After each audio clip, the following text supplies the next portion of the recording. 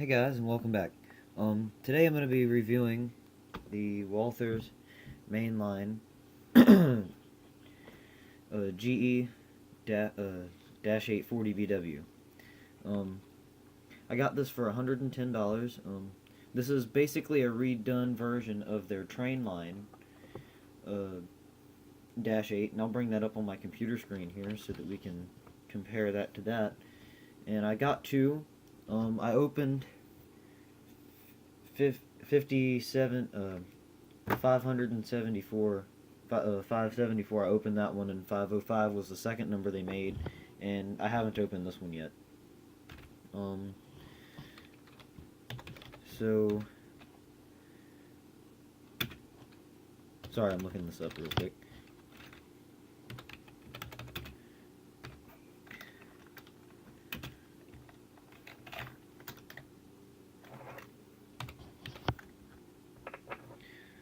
Alright, I'm gonna go ahead and open this up also while I take this out of the box. I did a review a long time ago on the Trainline Dash 8. So this has, like I said, I've already taken 574 out of the box. So it's got some new features to it. It definitely has some new upgrades, but it's not really as much as I was hoping, honestly. Let me get the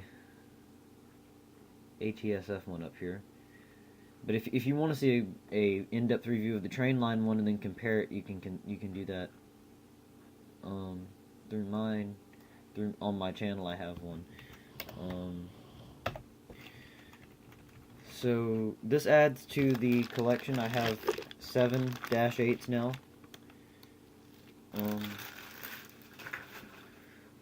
One of the first things I noticed right out of the box is that our handrails were not painted.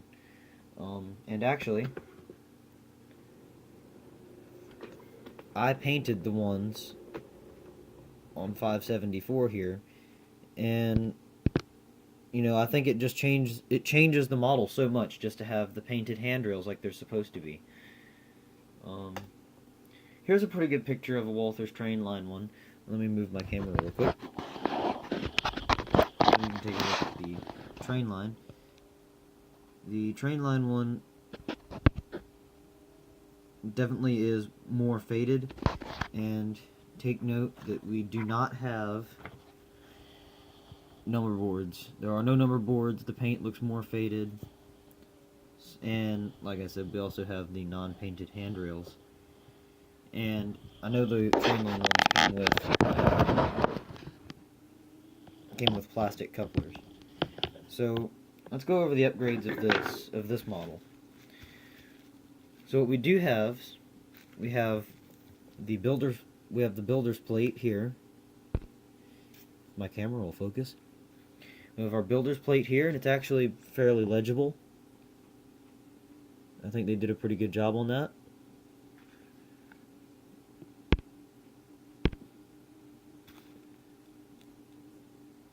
So I think that looks pretty good. We do have some walkway texture on the roof. We do have number boards. We have number boards, and they're really crisp and look good. Our decals look better, cleaner, sharper decals. On the Walthers Trainline, you could also notice that the headlight bevel is red, where here it is silver, and in a minute I'll bring up the prototype, and on the prototype it is supposed to be silver.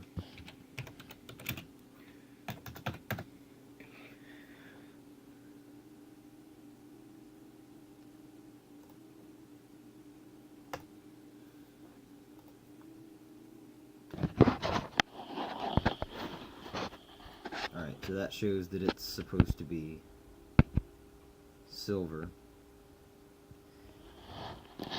Now, we are missing one key feature to the Dash 8 also, that I'm also a little disappointed because they just came out with the SD70 ACEs, and they have ditch lights, and we just kind of completely skipped the ditch lights on the Dash 8. Like I said, it has really good paint to it. I really like the paint colors. It looks really good. Runs great. They've redone the drivetrain a little bit, but it still has the same motor and same gears, so it still runs just as good as it always has. It is lighter than the old one. The old one had a solid steel everything through here. I mean, even had a solid steel fuel tank, and this has a plastic cover over the fuel tank. And we do have KD couplers around the model. We also have our number board here on the back. Right here it says 505. Okay, you just have to trust me on that, but it does say 505. We also still have the same horn that we've always had on the model. This is the same horn they put on the Trainline ones, and it's still an incorrect horn. The Dash 8s had 3 chimes of some kind. I'm not too big on horns, but I know, it's supposed to look like this, and it doesn't.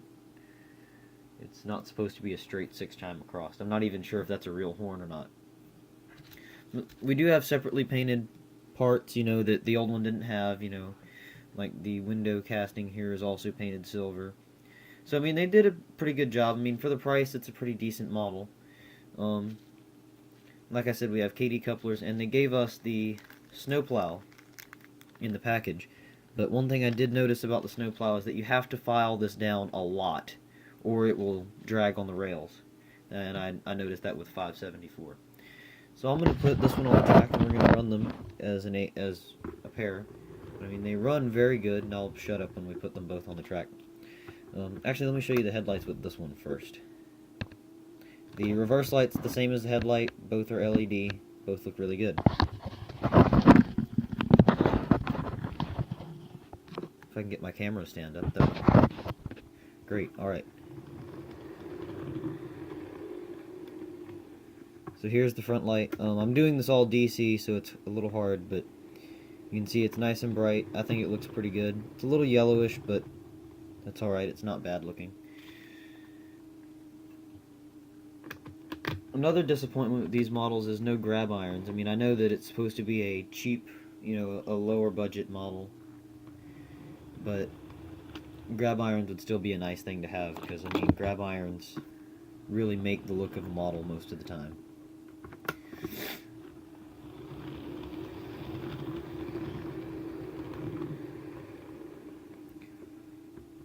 So far, they run really good.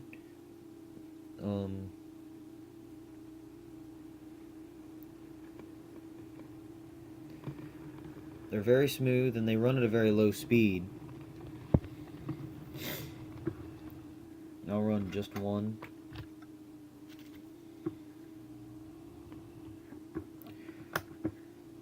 Now, one thing I have noticed with Walthers is Walthers also have like a break-in period, and it even explains it in the manual. And Walthers, I've always noticed, run better with time. So, if it doesn't run perfect, Walthers do tend to get better. But Walthers locomotives are typically very, very good runners, so.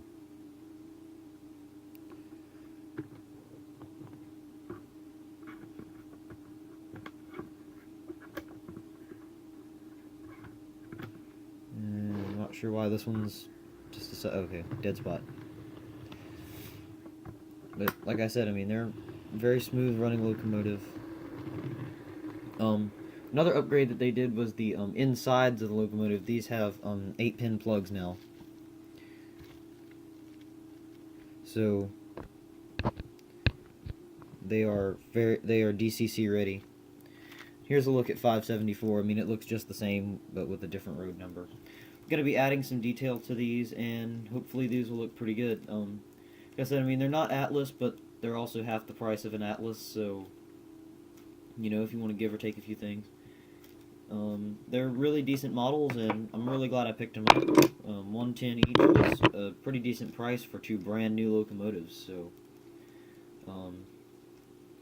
and I've seen them as low as 70 on some other sites. I know this review's kind of late. I mean, these came out a while ago, but